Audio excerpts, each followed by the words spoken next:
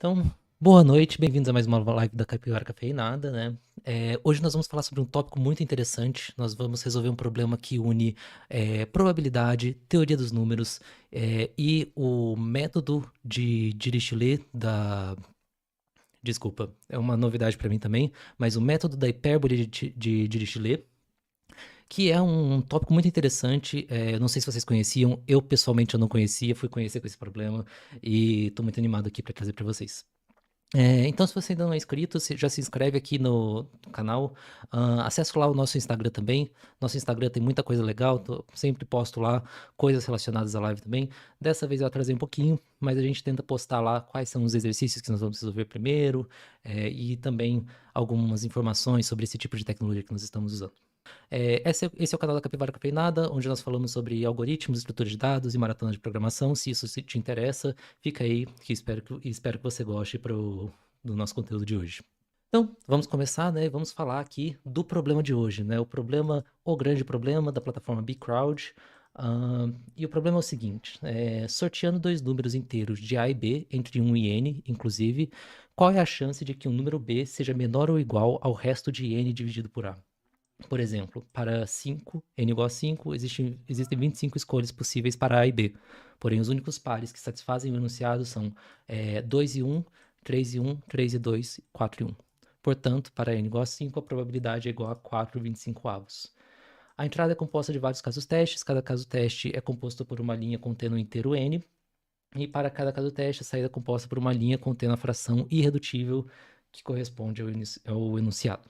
O que o exercício está pedindo? Vamos tentar entender então como que nós vamos calcular essa probabilidade, né?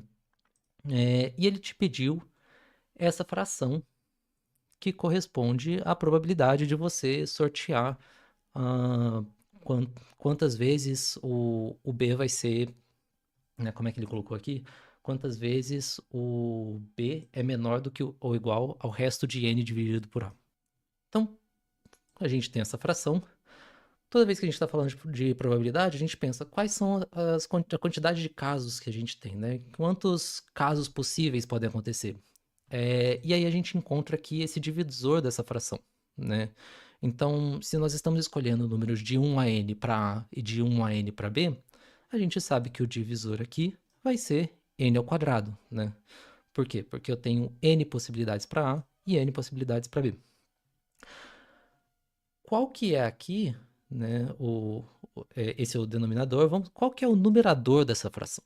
E aí, o numerador que vai nos complicar. Por quê?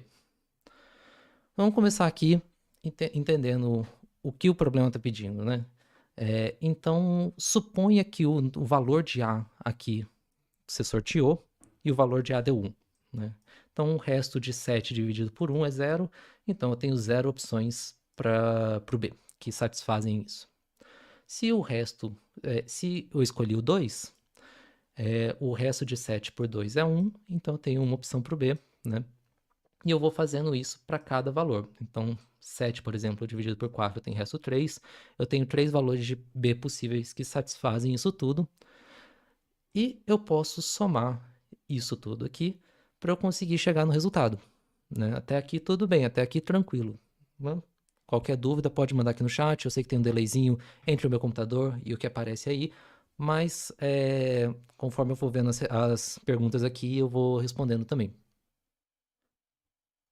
Então a gente tem esse somatório, né? A gente tem aqui o somatório, que a gente tem que o nosso numerador, ele vai ser o somatório de n módulo i para todos os i's de 1 a n, né? Então esse i aqui eu estou colocando quais são os a's que eu posso escolher, e aí para cada a que eu posso escolher, eu vou ter o resto da divisão aqui de n por a, né? Ou de n por i, e esse resto da divisão, ele me dá quantas possibilidades, quantos números eu posso escolher para o B que satisfazem essa condição. E, teoricamente, resolvendo esse somatório, eu já conseguiria resolver o problema. O que acontece? Qual que é o tempo, né? Qual que é a complexidade desse somatório? Então, eu estou somando de 1 até n, eu tenho aqui um algoritmo que ele é O de n, só que eu estou vendo aqui que o meu limite, ele vai de 1 até 10 oitava. E aí, o que a gente percebe, né, na maratona de programação? o nosso computador ele vai executar ali aproximadamente 10 oitavas operações por segundo, né? Então, para um caso teste só, se você tivesse o algoritmo bem implementado, redondinho, é bem capaz que isso aqui passasse, mas a nossa entrada aqui ela não é um caso teste só, são vários casos testes, né? Então é bem capaz que uma implementação, mesmo que muito bem implementada, de um algoritmo linear, vai estourar o tempo com esse limite de 1 vezes, né, com esse limite de 10 oitavas aqui. E é o que acontece, né? Eu vou falar para vocês que foi a minha primeira intuição simplesmente implementar um for loop para colocar isso aqui ali dentro, esse somatório, e estoura o tempo. Então a gente vai ter que pensar uma forma mais inteligente de calcular isso aqui do que simplesmente usando um for loop. E aí que vai complicar nossa vida, né? Como é que a gente pode simplificar isso aqui? E eu vou começar vendo aqui com vocês uma função que eu vou descrever ela assim, né? Então aquele nosso numerador, eu passei ao invés de representar ele com um n, eu vou representar ele com essa função rho de n aqui, que vai ser esse somatório que nós estamos interessados. E o que é interessante nesses, né, quando a gente está travado num problema, principalmente esses problemas de maratona, então uma coisa que eu precisava falar para vocês antes, assim, toda vez que nós vemos problema de maratona que envolve probabilidade, eles vão cair em três categorias. Ou vai ser um problema de manipulação algébrica, ou vai ser um problema de busca completa, ou vai ser um problema de programação dinâmica. Esse caso aqui foi um problema de manipulação algébrica, e toda vez que a gente está travado num problema de manipulação algébrica, principalmente esses que são com valores discretos, né, com valores inteiros, uma coisa muito intuitiva de se fazer é simplesmente computar a diferença entre uma coisa e outra, né? Então, se eu definir essa função ρ de n aqui, eu posso calcular qual que é a diferença de ρ de n para ρ de n menos 1. E aí, para eu saber isso, o que eu vou ter que enxergar aqui? Se eu for ter essa intuição de que, eu quero calcular a diferença, eu vou ver que o meu n mod i menos o meu n menos 1 mod i, vamos supor que o i ele não divide o n. O que vai acontecer? Bom, o operador de módulo ele é linear, né? Então a gente consegue vir aqui para esse caso do azul, onde nós vamos ter n menos n mais 1, que vai ser um módulo i. Então, quando eu faço essa subtração aqui, né, e eu tenho um i que não divide o n, eu vou chegar aqui em um módulo i. E se o meu i ele dividir o n, o que acontece? Bom, se ele divide, então eu sei que aqui esse n mod i ele vai ser igual a zero, então corto ele aqui da nossa equação. Menos o quê? Menos zero de novo, porque esse meu n também vai ser igual a zero, né? Módulo n. Então corto esse aqui também. Menos 1 aqui. Então, menos 1 módulo i, né? Isso aqui é a mesma coisa que menos e menos 1 módulo i, que é a mesma coisa que 1 menos i módulo i. Então, é só uma manipulação algébrica aqui para a gente chegar nesse resultado de que isso aqui menos isso aqui vai ser esse 1 módulo i, quando o i não divide n, e vai ser esse 1 menos i quando o i divide o n.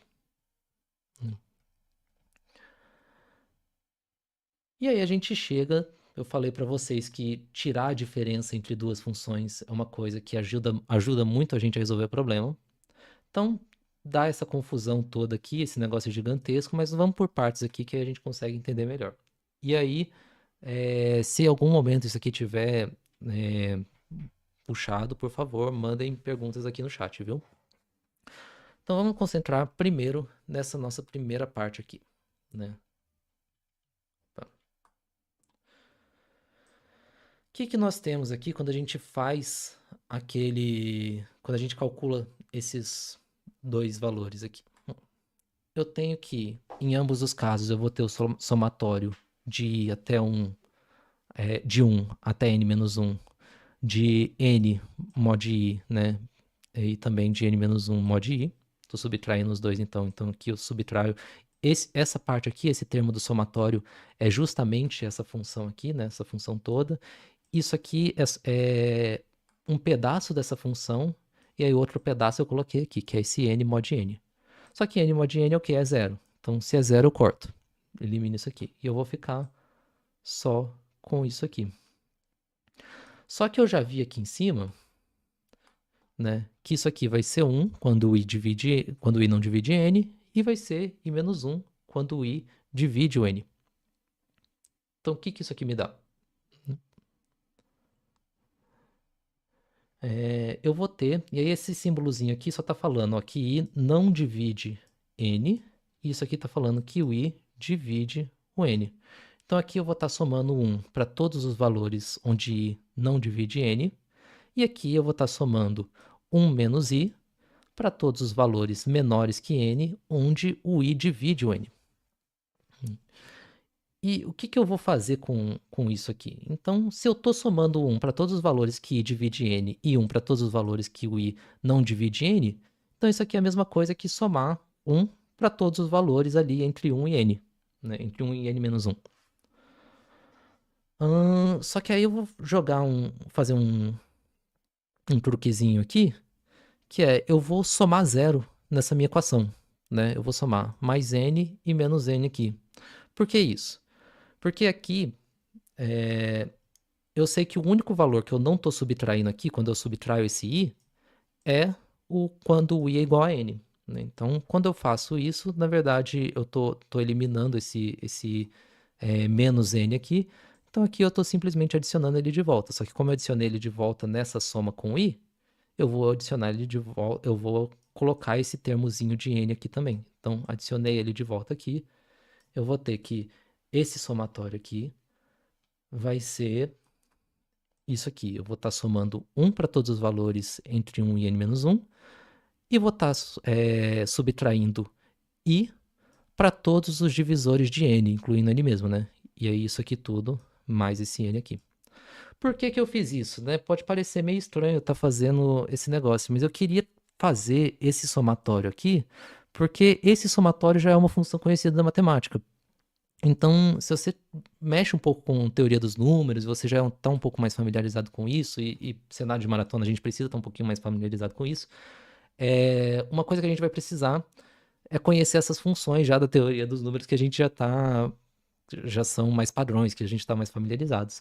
E uma delas é a função que soma todos os divisores de n. A gente representa ela por sigma de n, e isso aí já é uma função conhecida, e provavelmente você já vai ter um algoritmo eficiente para calcular ela, provavelmente você já vai ter uma série de estudos feitos em cima dessa função aqui que a gente tem, que é o caso que a gente vai aproveitar aqui agora, né? Vamos lá. Então, continuei manipulando. Somando 1 de todos os números de 1 até n menos 1, o que é isso aqui? É a mesma coisa que falar que é n menos 1. Então, n menos 1 aqui, mais esse n que eu tinha adicionado ali quando eu somei 0, né? Menos esse sigma de n, que é esse somatório todo aqui. Isso aqui que vai compor essa minha diferença aqui.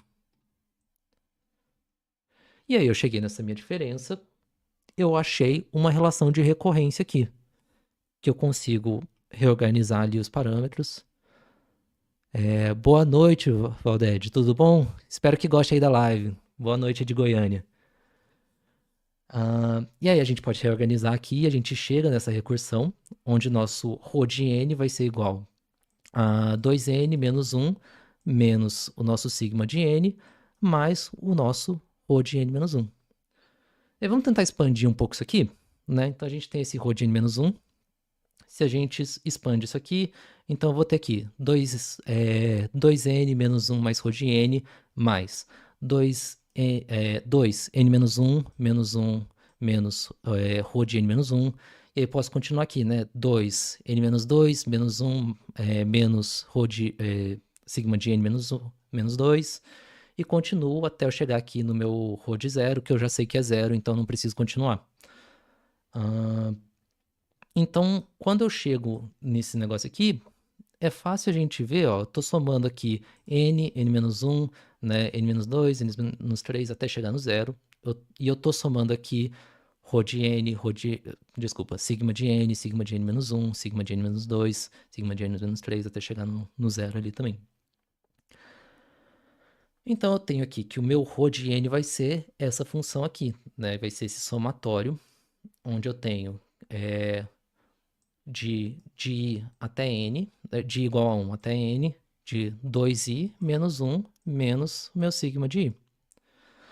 Vou rearranjar isso aqui, né? Então posso tirar aqui o somatório, e aí eu sei que se eu estiver somando 1 de todos os números de 1 até n, que eu vou ter aqui? Eu vou ter n, né?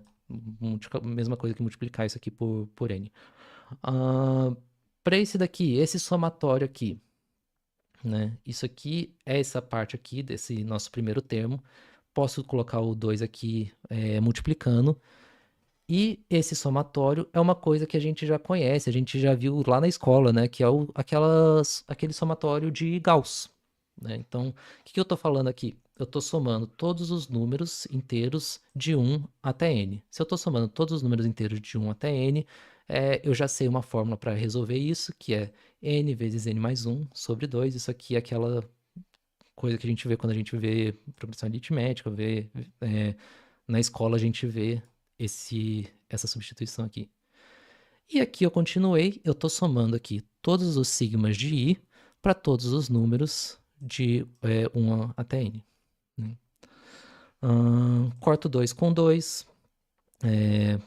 consigo, para simplificar aqui, depois eu consigo, multiplico aqui, né, n ao quadrado mais n, eu vou conseguir cortar esse n com esse n.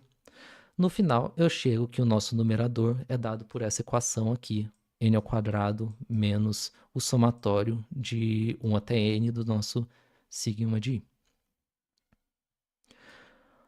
Beleza, dei uma volta gigantesca, né? A gente foi lá, voltou, falou, manipulou algebricamente, e aí caí no mesmo problema.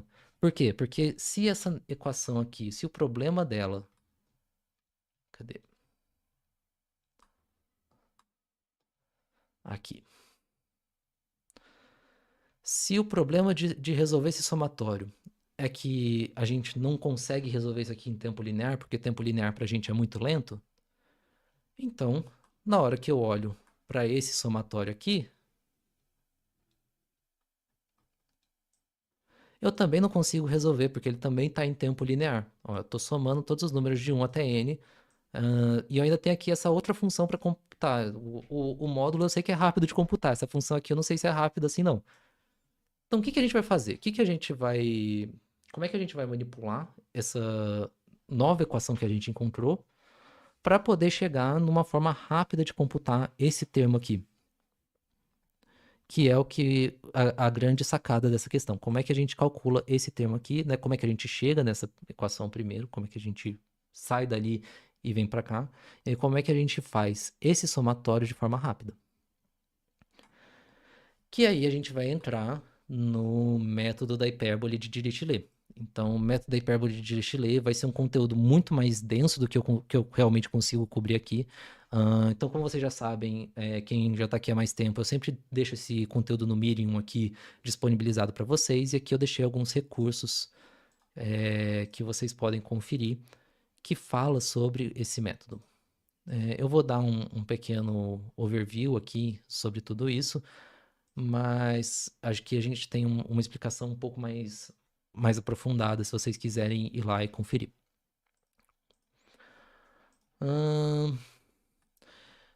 E o que o método de Dirichlet diz? Ele diz que se nós tivermos duas funções multiplicativas, três funções multiplicativas, onde a nossa f de n vai ser igual a g de n convoluída com h de n, e aí aqui eu estou falando da convolução discreta, né? A convolução de Dirichlet, que a gente explica aqui, se você quiser ver para aprender um pouco mais sobre ela, a gente explica, tem aqui um recurso explicando o que é a convolução de Dirichlet. Mas toda vez que eu tenho duas funções multiplicativas, três funções multiplicativas definidas dessa forma, eu consigo ter essa igualdade aqui gigantesca que eu estou mostrando para vocês na tela. Então, o que isso aqui está falando? Estou falando que o somatório da minha função para todos os valores menores do que um valor x, ele vai ser igual ao somatório dessa função para todos os valores de a e b igual a n, para cada um desses valores menor ou igual a x, que vai ser igual a esses três somatórios aqui, que aí é onde está a grande sacada, né, o grande porém, porque na hora que a gente olha para esse somatório, a gente vê esse termozinho aqui, que é a raiz quadrada. Então, quando eu vou resolver esse somatório aqui, eu só preciso iterar nessas fórmulas aqui até a raiz quadrada. Então, esse negócio aqui gigantesco, precisa decorar? Não, tá ali o conteúdo. Pode só olhar a referência para ver, para maratona, sei lá, imprime isso aqui para levar na competição. Mas o importante de você saber desse método de Dirichlet é isso, que eu vou estar reduzindo esse somatório que antes eu resolvi em tempo linear para um somatório que eu resolvo no tempo de raiz quadrada de n. Isso é uma coisa muito importante para a gente, nesse problema. E aí eu falei que tem que ser uma função multiplicativa, né? O que é isso? O que é essa função multiplicativa? A função multiplicativa é só uma função onde, se eu tenho que se A e B forem primos entre si, eu vou ter que o f de AB vai ser igual a f de A vezes f de B, né? Isso aqui que é uma função, a definição de uma função multiplicativa. E aí também eu não vou entrar em muito detalhe sobre isso, tem mais conteúdo aqui se vocês quiserem conferir, mas a gente consegue definir essa nossa função sigma de n, que conta todos os divisores, que soma todos os divisores do número n, como sendo a convolução da identidade com a função constante, né? A identidade ela é só uma função que é o f de x igual a x, e a função constante é o f de x igual a 1. Né? Só que quando a gente faz essa convolução dentro de um cenário discreto, a gente chega nesse resultado aqui, né? Pela convolução de Dirichlet, que vai envolver divisões e tudo mais. E aí, isso aqui vai nos ajudar a simplificar.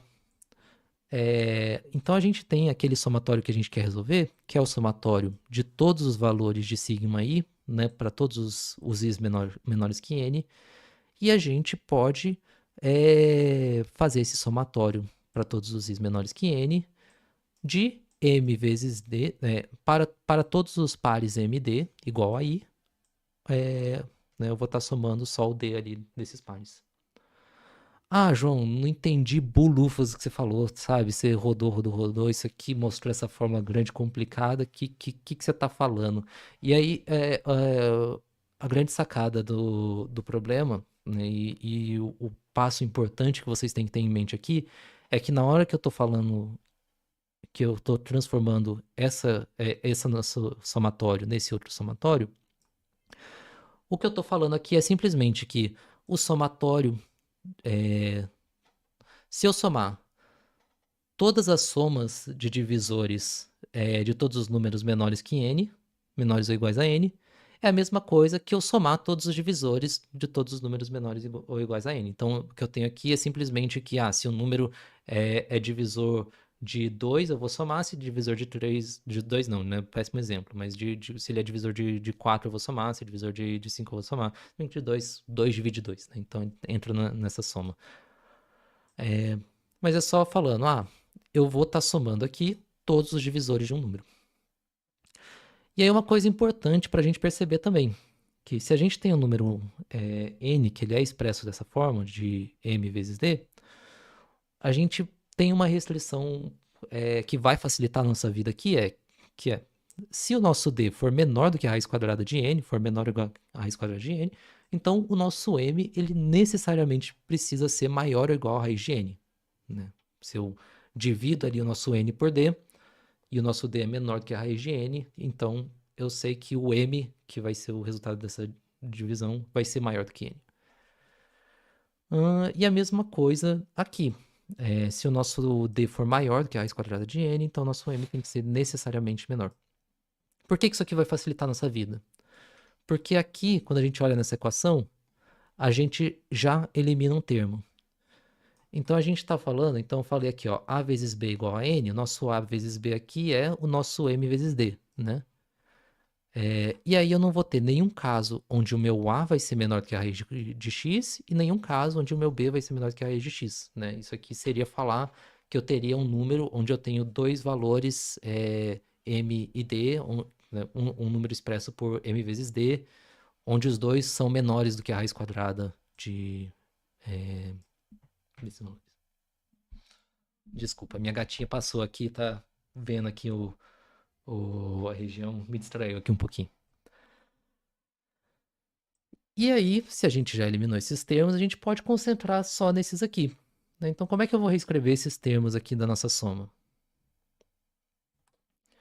Bom, eu coloquei ali, né? Então, eu tenho ali a convolução da identidade com a função constante. Eu estou aqui colocando, eu reescrevi o nosso somatório do sigma como sendo esse somatório aqui. E agora eu vou reescrever esse somatório conforme aquelas funções que a gente tem aqui. E aí eu vou ter que esse somatório aqui, ele vai ser igual ao somatório para todos os valores de d menor do que a raiz quadrada de n e m entre a raiz quadrada de n e n sobre d da identidade, né? Da constante, desculpa. Da função constante que vai ser igual a 1. Que isso aqui quer dizer? Ah, não. Esquece isso. Vamos passar para o próximo. Depois a gente volta aqui. Mais esse outro somatório aqui, que vai ser para todos os m's menores do que a raiz de n, e para todos os d's menores do que n sobre m, do meu valor de d. Então vamos olhar por partes aqui, né? Então o que esse quadrado aqui amarelo está nos dizendo? O que acontece quando eu somo 1 para cada valor, entre cada valor inteiro entre raiz de n e n sobre d? Isso aqui é a mesma coisa de eu falar para vocês que eu vou contar quais são os valores inteiros aqui entre meu n sobre d e raiz de n e quantos valores inteiros eu tenho aqui entre n sobre d e raiz de n, eu vou ter essa quantidade aqui de valores inteiros. Então, esse nosso termo aqui vai ser o floor, né? Então, arredonda para baixo de n dividido por d, menos arredonda para baixo também da raiz de n. Essa diferença aqui nos dá quantos valores eu tenho aqui entre raiz de n e n sobre d, né? Quantos valores inteiros eu tenho aqui entre esse número e esse número. E eu consigo já simplificar essa parte amarela aqui. E essa parte azul?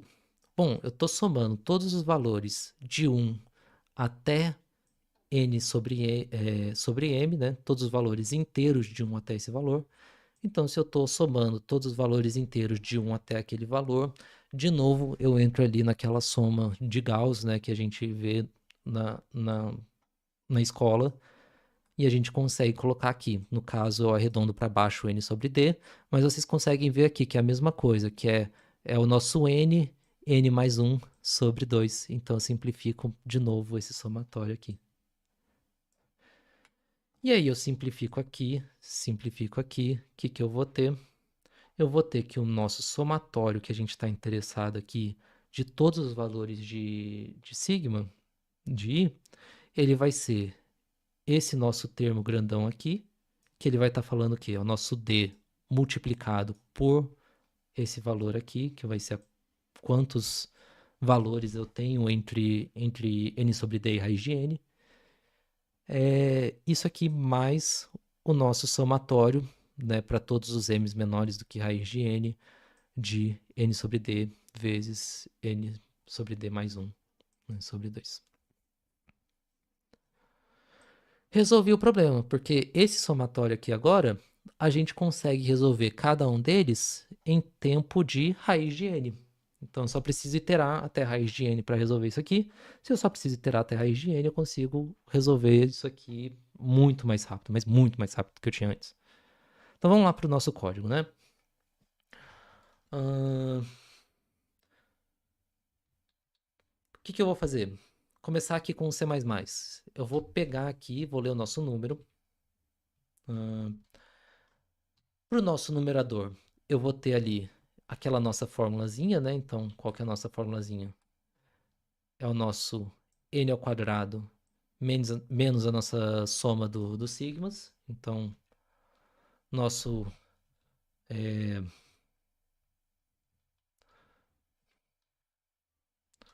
nosso n ao quadrado menos a nossa soma dos sigmas.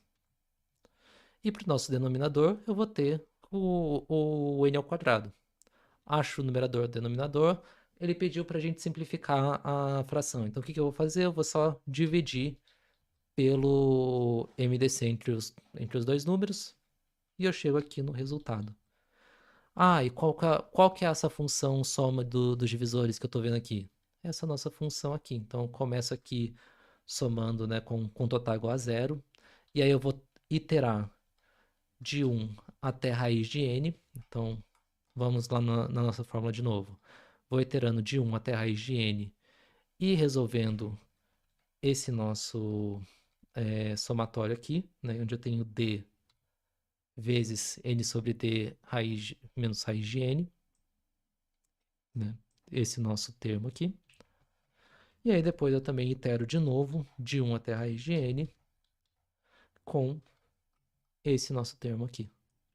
Então, isso aqui vai ser esse nosso novo termo. Retorno o total. E aí aqui eu tenho o algoritmo de Euclides para calcular a nossa equação ali, nosso MDC. Solução em C++, vamos lá para a solução em Python, né?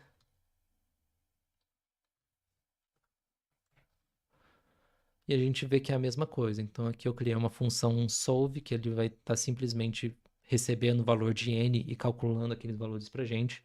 E aí o que eu tenho? Nosso numerador é n ao quadrado menos a soma dos divisores. Nosso denominador é n ao quadrado.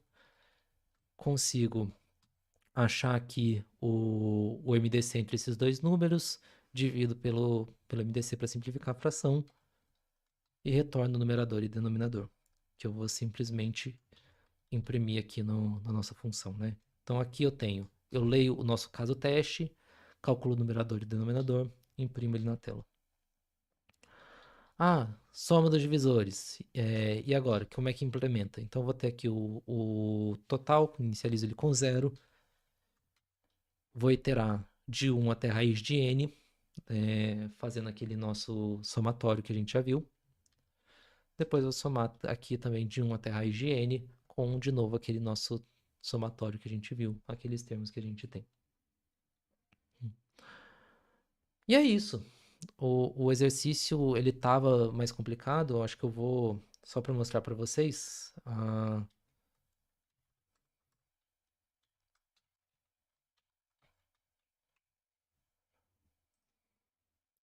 Então, posso enviar ele aqui no RI. Vixe.